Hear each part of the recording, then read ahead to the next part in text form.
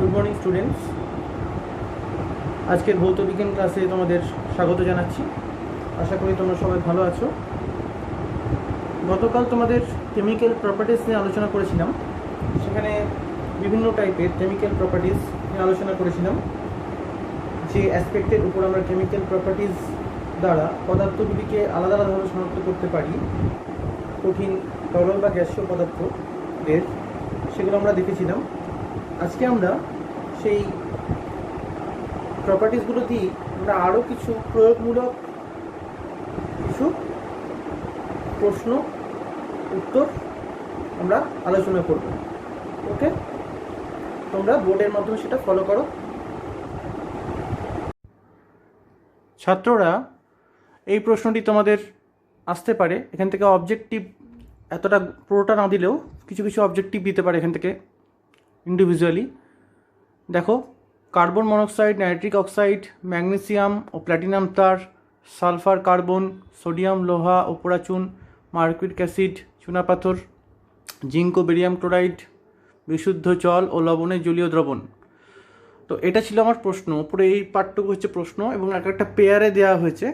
তোমাদের পরীক্ষায় আসতে পারে যে কার্বন মনোক্সাইড ও নাইট্রিক অক্সাইডকে রাসায়নিক ধর্মের সাহায্যে কীভাবে শনাক্ত করবে, এরকম দিতে পারে।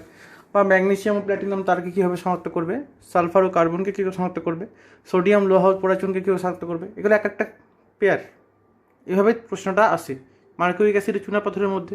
হ্যাঁ, তো প্রথমে আমি দেখো তিনটে পেয়ার নিয়েছি জায়গারভাবে। তিনটে পেয়ার আমি দেখাবো। তিনটে পেয়ার আগে করে নিয়ে তারপর পরে পেয়ারগুলো আমি দেখাচ্ছি।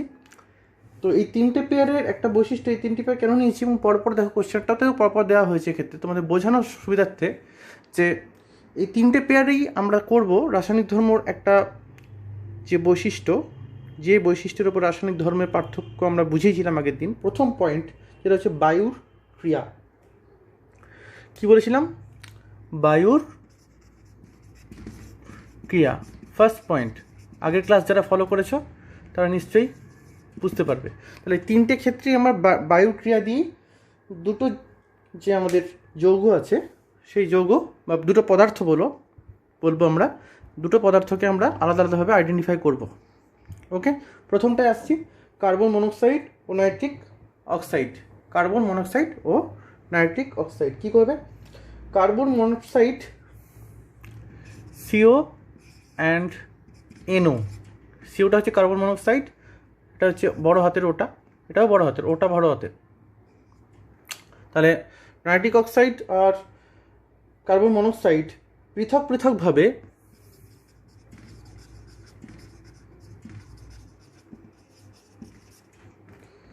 বায়ুর সঙ্গে উত্তপ্ত করা হলো। ঠিক আছে, উত্তপ্ত করা হলো। তার বিক্রিয়াটা কী হবে? 2C প্লাস O2, বাতাসে কী থাকে? অক্সিজেন, ইজিক্যাল টু কী হবে? 2CO2। এটা গ্যাসের চিহ্ন। তাহলে এটা ফর্মেশন হলো। ওকে, তাহলে এটা হচ্ছে বর্ণহীন গ্যাস। CO2 কোনো বর্ণ নেই। ওকে, আর NO কী হবে? NO plus O2। একই রকমভাবে আমরা ব্যালেন্স করলাম। তোমরা নিশ্চয় সমতা বিধান জানো, শিখেছো। 2NO প্লাস O2 কী হবে? 2NO2। এটাও গ্যাসের চিহ্ন দিলাম, কিন্তু এটা কী হবে? বাদামি বর্ণ। তাহলে দেখো, বর্ণ দ্বারা আমরা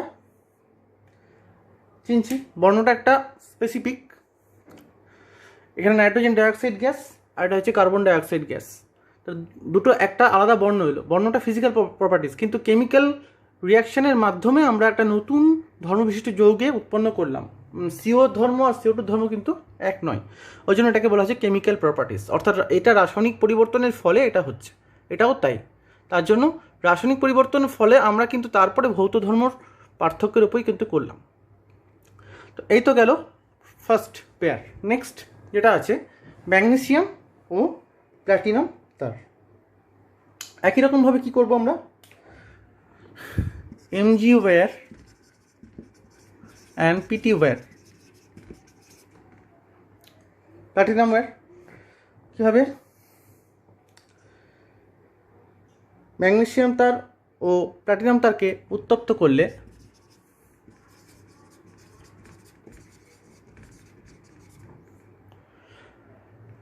কি হয়, এটি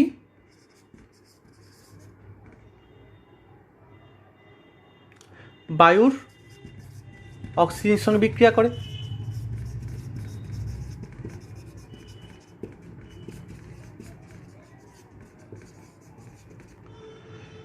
ঠিক আছে, কিন্তু দুটো বিক্রিয়া করে কি হয়, দুটো আলাদা আলাদা ধর্ম প্রকাশ করে। প্রথমটা ক্ষেত্রে এমজিও এর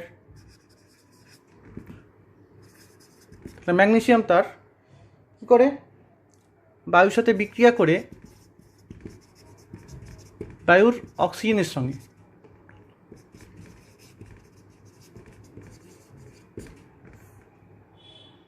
কি করবে, ম্যাগনেসিয়াম অক্সাইড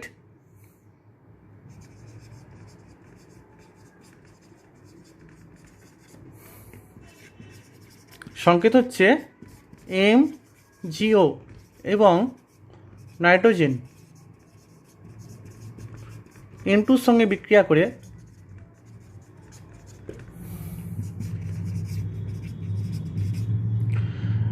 ম্যাগনেসিয়াম নাইট্রাইট সংকেত হচ্ছে Mg3N2 ম্যাগনেসিয়াম নাইট্রাইট গঠন করে।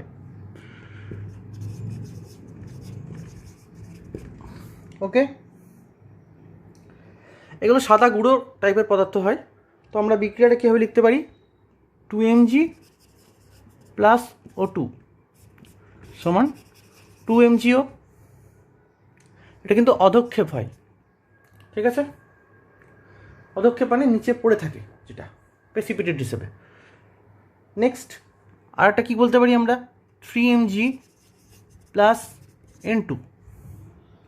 ওকে, কী হবে, Mg3N2। এটা হচ্ছে ম্যাগনেসিয়াম নাইট্রাইট।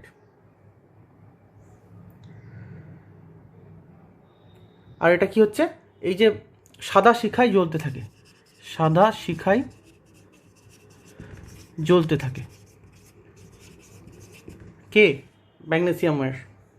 আর এই পদার্থগুলো উৎপন্ন হয় বলি ম্যাগনেসিয়াম অক্সাইড আর ম্যাগনেসিয়াম নাইট্রাইট, মূলত ম্যাগনেসিয়াম অক্সাইডের জন্যই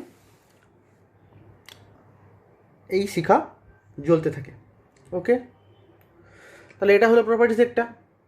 নেক্সট যে পিটি ওয়্যার আছে, পিটি ওয়্যার কী করবে, পিটি ওয়্যার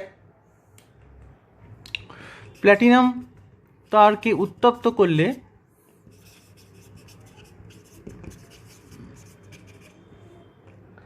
এটিও উজ্জ্বল হয়ে জ্বলে, ঠিক আছে, কিন্তু কোনো রাসায়নিক পরিবর্তন হয় না। অর্থাৎ আমরা যদি হিটটা সরিয়ে নিই প্ল্যাটিনাম ওয়্যারের ক্ষেত্রে, তাহলে কী হবে, এটা আবার আগের অবস্থায় ফিরে আসে। আর খুব অত্যধিক গরম করলে কী হবে, প্ল্যাটিনাম তারটা গলে যায়। ওকে, এমনি যদি উত্তপ্ত করি, কিন্তু এটা দেখো রাসায়নিক বিক্রিয়ার মাধ্যমে নতুন ধর্মীয় যৌগ উৎপন্ন করছে, MgO আর Mg3N2, এবং সাদা শিখায় জ্বলতে থাকছে। আর এটার ক্ষেত্রে দেখো একটু আলাদা, এটি উজ্জ্বল হয়ে জ্বলে কিন্তু রাসায়নিক পরিবর্তন ঘটে না। তাহলে এইভাবে দুটো তারকে, একই রকম পদার্থ, দুটো তার পদার্থর মিনিংটা এক নয় কিন্তু, অর্থাৎ এদের প্রপার্টিস, কেমিক্যাল প্রপার্টিস আলাদা। এটা প্রকাশ হলো এইভাবে আমরা দুটো তারকে ডিফারেন্সিয়েট করতে পারবো, বা আলাদা করতে পারবো, শনাক্ত করতে পারবো, চিনতে পারবো। তাহলে প্রথম দুটো দেখো বায়ুর সঙ্গে ক্রিয়া হলো, বায়ুতে কী হয় থাকে, অক্সিজেন থাকে, নাইট্রোজেন থাকে। তাহলে এটা বায়ুর সাথে ক্রিয়ার সঙ্গেই সম্পর্কযুক্ত, এবং এইভাবে আমরা ডিসকাস করলাম। নেক্সট যেটা বলবো সেটা সালফার ও কার্বন, এই দুটোও তাই একই রকমভাবে সালফার ও কার্বনকে যদি আমরা আলাদাভাবে ডিফারেন্সিয়েট করি বা শনাক্ত করতে চাই, তাহলে কী হবে, সালফার বাতাসে অক্সিজেনের উপস্থিতি কী করে, আমি ডিরেক্ট লিখে দিচ্ছি, S+O2 সমান হচ্ছে SO2। এটা সালফার ডাইঅক্সাইড গ্যাসের চিহ্ন হবে। ওকে, এটা বারুদের মতো গন্ধ হয়, গন্ধযুক্ত। তাহলে কী লিখবে, সালফার বায়ুর উপস্থিতিতে উত্তপ্ত করলে বাতাসের অক্সিজেনের সঙ্গে বিক্রিয়া করে পোড়া বারুদের মতো গন্ধযুক্ত সালফার ডাইঅক্সাইড গ্যাস উৎপন্ন করে। আর ওপর দিকে কী করে, কার্বন কি করবে, কার্বন ডাইঅক্সাইড গ্যাস, C+O2 সমান CO2, এটাও গ্যাসের চিহ্ন, বর্ণহীন কার্বন ডাইঅক্সাইড গ্যাস উৎপন্ন করে। এটা কোনো গন্ধ থাকে না, তাই তো, গন্ধহীন বর্ণহীন। তাহলে এটা কি লিখবে নিচে তলায়, গন্ধহীন। তাহলে এই দুটো পার্থক্য, এবং সেটা কেমিক্যাল প্রপার্টিসের মাধ্যমে দেখলাম। এটাও তাই বাতাসের অক্সিজেনের সঙ্গে বিক্রিয়া করছে, বোঝা গেল। তাহলে এই তিনটে যে পেয়ার আমরা দেখলাম, প্রথম তিনটে পেয়ার আমরা কেমিক্যাল প্রপার্টিসের প্রথম যে অ্যাসপেক্ট, যে প্রথম দিক কেমিক্যাল প্রপার্টিস, সেটা হচ্ছে বায়ুক্রিয়া, তার উপর ডিপেন্ড, সেই দিয়ে আমরা এক্সপ্লেন করলাম। নেক্সট যে পার্টটা সেটা হচ্ছে আসছি আমরা সোডিয়াম লোহা পোড়াচুন, সোডিয়াম লোহা পোড়াচুন। এই যে পেয়ারটা আছে সোডিয়াম লোহা পোড়াচুন, এটাকে আমরা নেক্সট পয়েন্ট কেমিক্যাল প্রপার্টিস, সেটা কি, জলের ক্রিয়া দ্বারা এক্সপ্লেন করব। জলের উপর ক্রিয়া দিয়ে দুটোকে আমরা শনাক্তকরণ করব, দুটো আলাদা আলাদা প্রপার্টিস পাবো। তো দেখো নেক্সট আমি দেখাচ্ছি তোমাদের, এটা মুছে দিই। আমরা পরের যে দুটো পেয়ার আছে সেটাতে এসছি। দেখো সোডিয়াম লোহা ও পোড়াচুন, এই তিনটে যে পেয়ার দিয়েছে আমাদেরকে, একসাথে তিনজনের মধ্যে আমাদের ডিফারেন্সিয়েট করতে হবে। তো প্রথমে আমরা দেখো সোডিয়াম কি করে, সোডিয়াম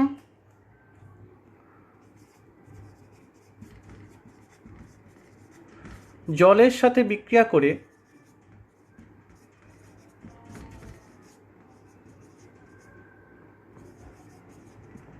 কি করবে, কস্টিক সোডা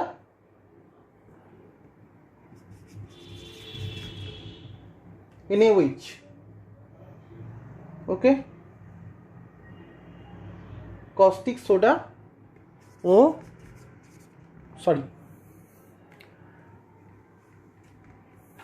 NaOH ও H2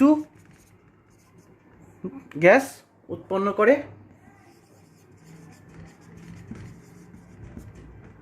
এবং বায়ুর সংস্পর্শে জ্বলে ওঠে। প্রথম বিক্রিয়াটা জলের সঙ্গে করছে বলে এটা জলের সঙ্গে বিক্রিয়া আমরা দেখাচ্ছি। দেখো 2Na plus H2O 2NaOH plus H2, এটা নাম হচ্ছে কস্টিক সোডা, সোডিয়াম হাইড্রক্সাইড, নাম হচ্ছে কি, যৌগটার নাম সোডিয়াম হাইড্রক্সাইড। এবং বায়ুর সংস্পর্শে আসা মাত্র এটা সোডিয়াম কী হয়, জ্বলে ওঠে এবং বিস্ফোরণও হয়, ওকে, আগুন ধরে যায় এখানে। তো তার লোহার ক্ষেত্রে কি হবে, আয়রনের ক্ষেত্রে কী ঘটনা ঘটবে, তাহলে এটা তো গেল এর প্রপার্টিস জলের সাথে ক্রিয়ার ফলে, ওকে। এখানে একটা দেখো মনে হচ্ছে মোটামুটি 2NaOH, এখানে 2 হবে একটা, হ্যাঁ 2NaOH 2Na প্লাস 2H2O সমান 2NaOH প্লাস H2। নেক্সট লোহার সাথে কী হবে, লোহা ঠান্ডা বা গরম জলের সঙ্গে বিক্রিয়া করে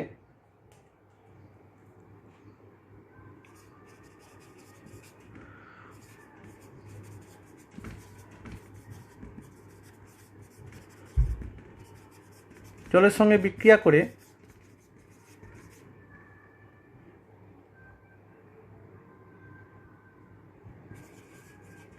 করে না। তো লোহা ঠান্ডা বা গরম জলের সঙ্গে বিক্রিয়া করে না, কিন্তু কি করে, স্টিমের সাথে বিক্রিয়া করে।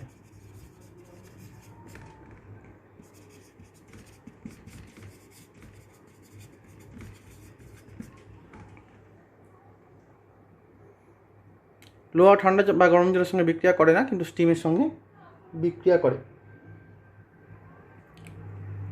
এবং ফেরোসোফেরিক অক্সাইড গঠন করে, ফেরোসোফেরিক অক্সাইড গঠন করে। 3Fe প্লাস 4H2O সমান Fe3O4 প্লাস 4H2 600 থেকে 800, এটা টেম্পারেচারটা থাকে 600 থেকে 800 ডিগ্রি সেলসিয়াস হিট দেওয়া হয়। ওকে, এটা অ্যারো দিয়েও লিখতে পারো তোমরা বিক্রিয়াটা। 3Fe প্লাস 4H2O Fe3O4, এটার নাম হচ্ছে ফেরোসোফেরিক অক্সাইড, প্লাস 4H2, মানে গ্যাসের চিহ্ন দাও, তাহলে ফেরোসোফেরিক অক্সাইড গঠন করে। ওকে, তাহলে এটা ঠান্ডা বা গরম জলের সঙ্গে বিক্রিয়া করছে না, স্টিমের সঙ্গে বিক্রিয়া করছে এবং ফেরোসোফেরিক অক্সাইড গঠন করছে। আর লাস্ট যেটা হচ্ছে সেটা হচ্ছে পোড়াচুন। পোড়াচুন কী করে?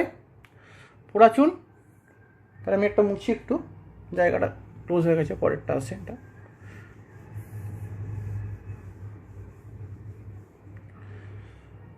পোড়াচুন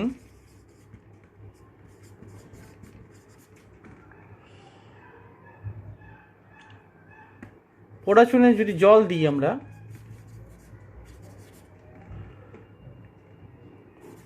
শব্দ করে, একটা শব্দ করে প্রচুর তাপ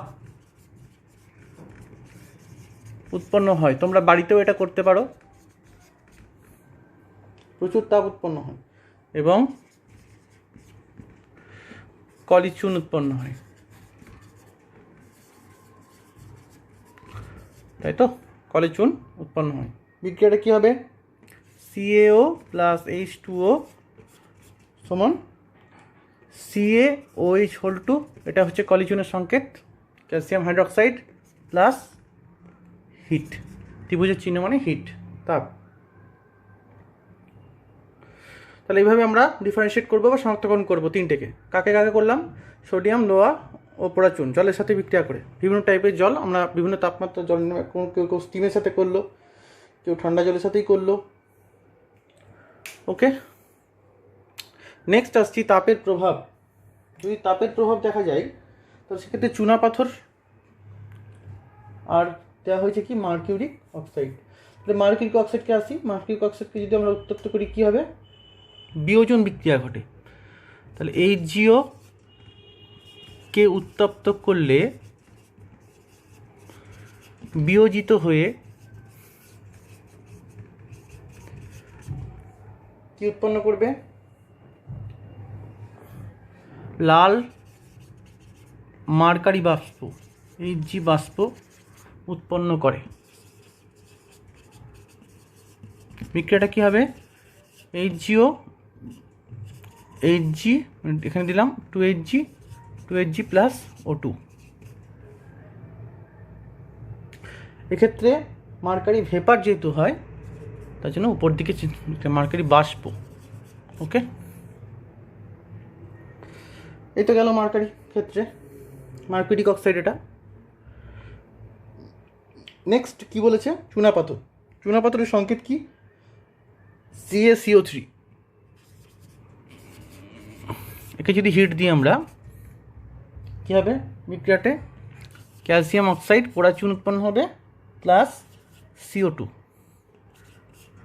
ওকে, এই পোড়াচুনটা উৎপন্ন হয় বলেই এখান থেকে যখন আসে তখন কি হয়? এই চুন জল, স্বচ্ছ চুন জলকে কী হয়? ঘোলা করে দেয়, তাই তো? পোড়াচুন উৎপন্ন হচ্ছে, এটা তাপ, হিট দিচ্ছি মানে তাপ দিচ্ছি। CaCO3 বিয়োজিত হয়ে কী হচ্ছে? ক্যালসিয়াম অক্সাইড, আর কি উৎপন্ন করে? Carbon dioxide. তাহলে চুনাপাথরকে উত্তপ্ত করে তা বিয়োজিত হয়ে কার্বন ডাইঅক্সাইড গ্যাস উৎপন্ন করে, যা স্বচ্ছ চুন জলকে ঘোলা করে দেয়। এটা গেল।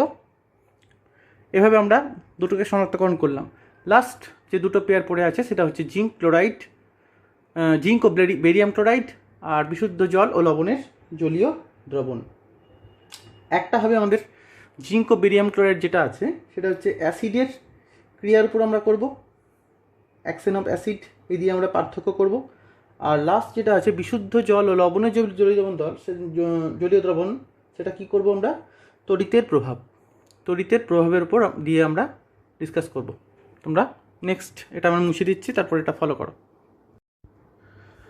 ছাত্ররা, লাস্ট আমাদের পেয়ার আজকের কোশ্চেনের জিঙ্ক ও বেরিয়াম ক্লোরাইড, আর দেখো বিশুদ্ধ জল ও লবণের জলীয় দ্রবণ।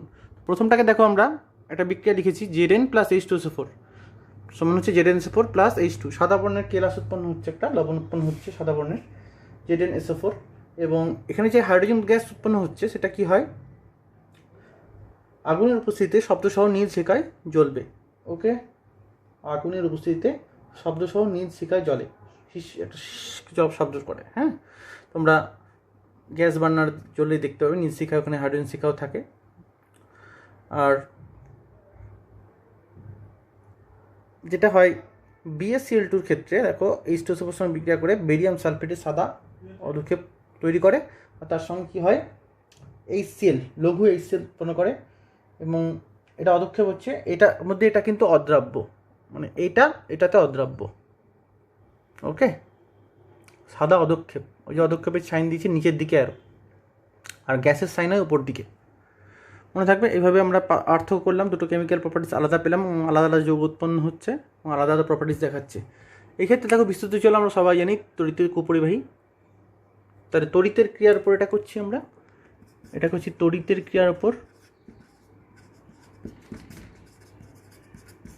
আর এটা হচ্ছে অ্যাসিডের সাথে ক্রিয়া।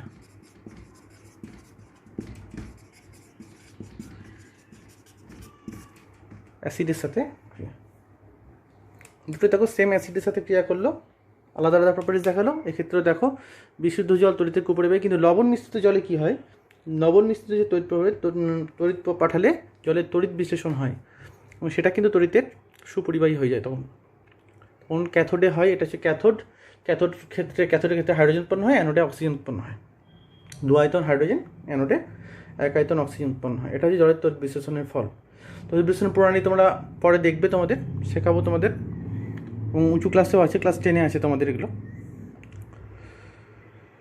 তো আজকে তোমাদের কেমিক্যাল প্রপার্টিস সম্পর্কে সমস্ত ধারণা দেওয়া হলো।